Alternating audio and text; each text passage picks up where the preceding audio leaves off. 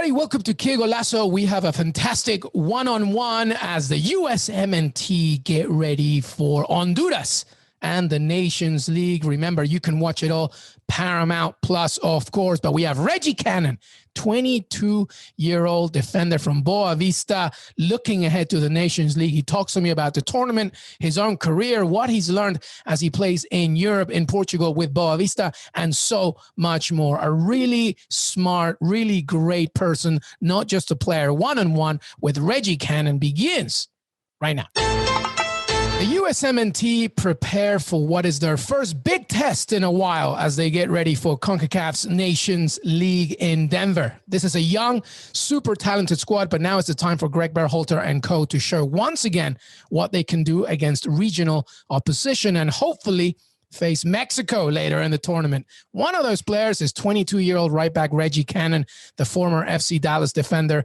who currently finished the season with Portuguese side Boavista and got great reviews while doing it. For the USMNT, he already has 13 caps, which is a great achievement taking in mind his young age. But now he looks to add some more wins with the national team. And first up is Honduras this Thursday. Don't forget, you can watch the whole tournament on Paramount Plus. Reggie Cannon, welcome to Qué Golazo and CBS Sports, my friend. How are you? I'm good. Thank you for having me. Excited to be here. Absolutely, Reggie. It's an absolute pleasure. I've talked to many in the USMNT, but this is our first chat, so I'm super psyched about it, my friend. Listen, how are you feeling about the Nations League as you get ready to face CONCACAF competition with this squad and this set of players?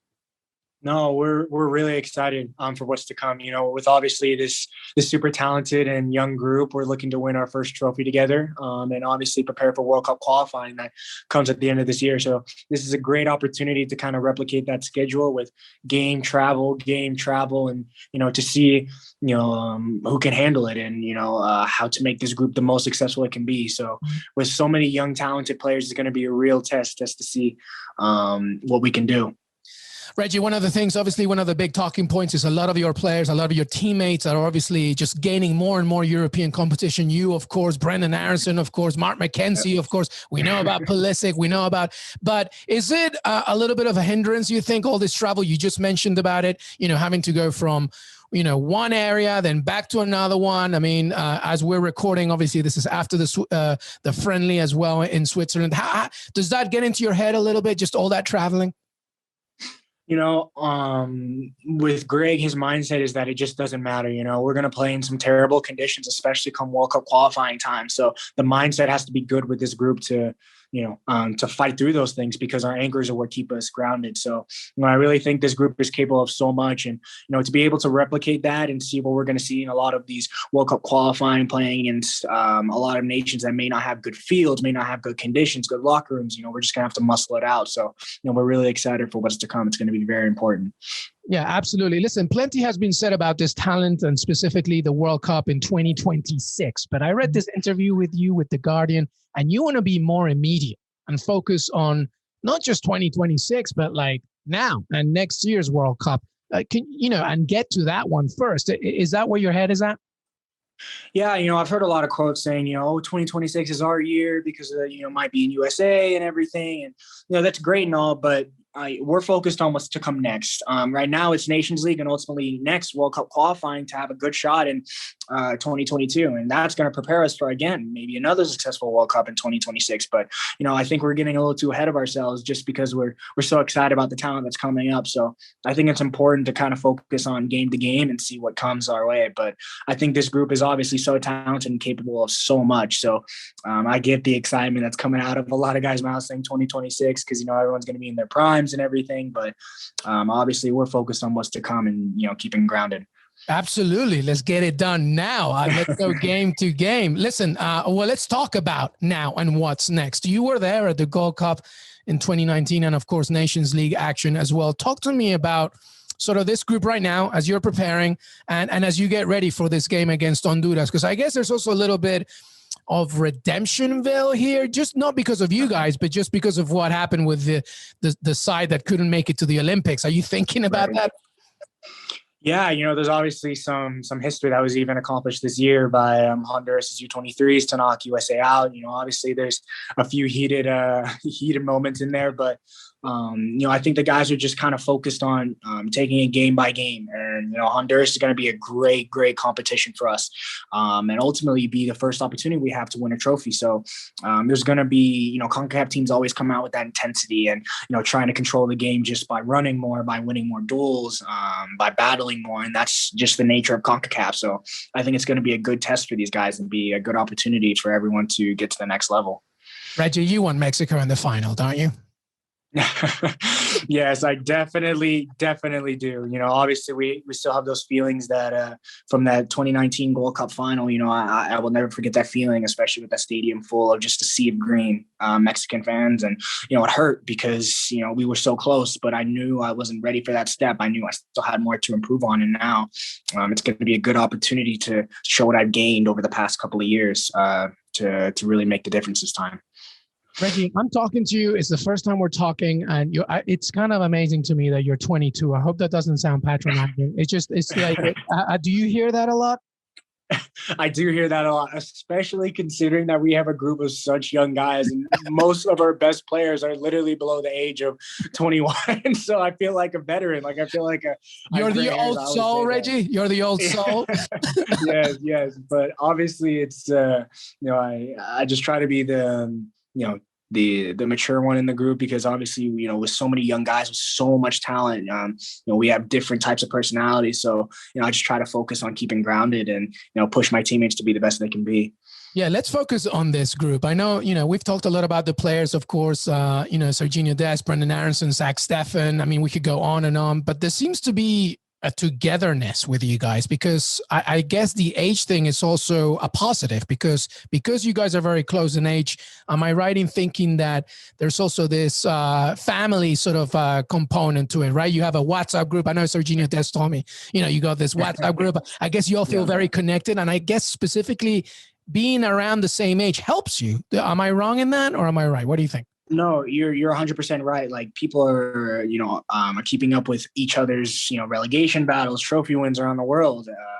We're a very closely knit team, and I think that's really important given the current schedule that is in front of us. So I think everyone is really close, despite the age. I'm talking with Tim Ream, I'm talking with Michael still, Josie. Everyone is still close and very close together coming with everything coming up. So, I was even talking to Matt Miazga about his season, and then the complete opposite, with Zach and Christian playing in the Champions League final. There's complete opposites to this, and I think everyone keeping up with each other and being so closely knit, even with the WhatsApp group, FaceTime all the time, it really helps this group bond.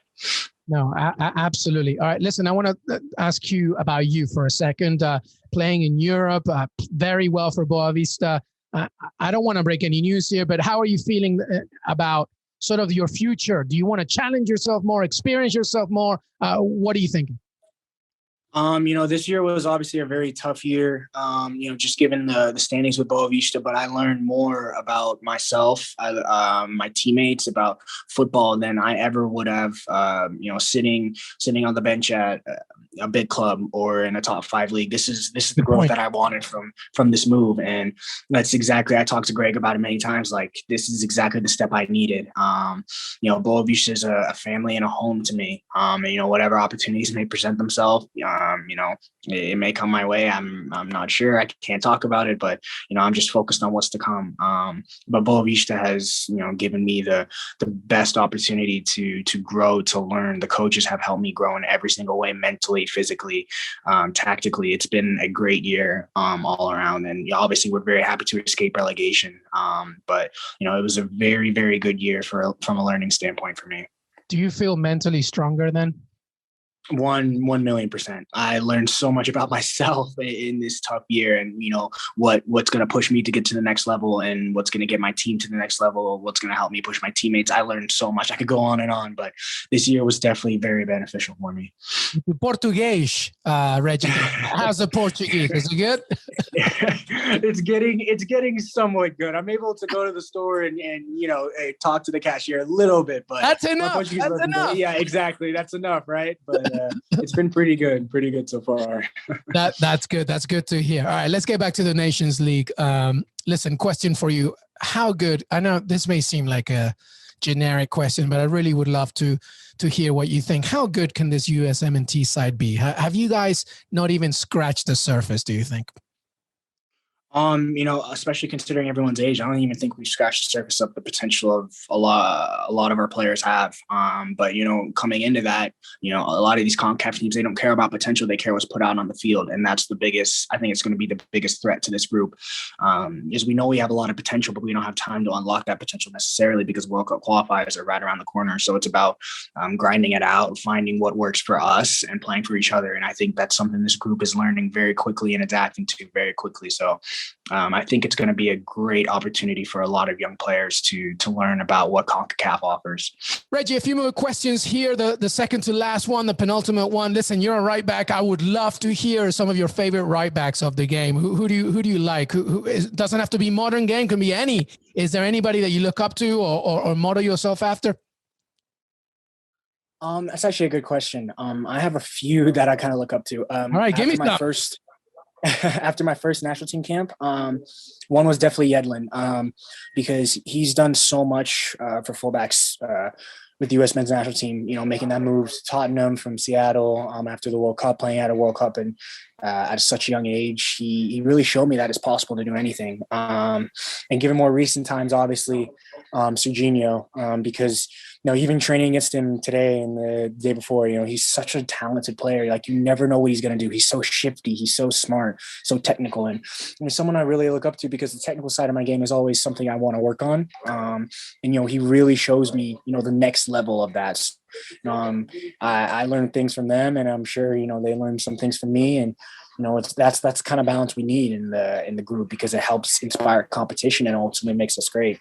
Absolutely. All right. Final question, Reggie Cannon, as you get ready for the Nations League, CONCACAF Nations League, would it be a disappointment to you if you don't A, make the final, and B, win it?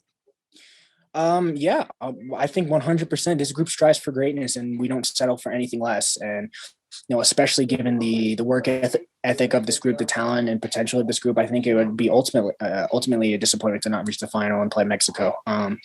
This group strives for so much, and obviously with World Cup qualifiers coming up, it's important to find a way to win these grinding games.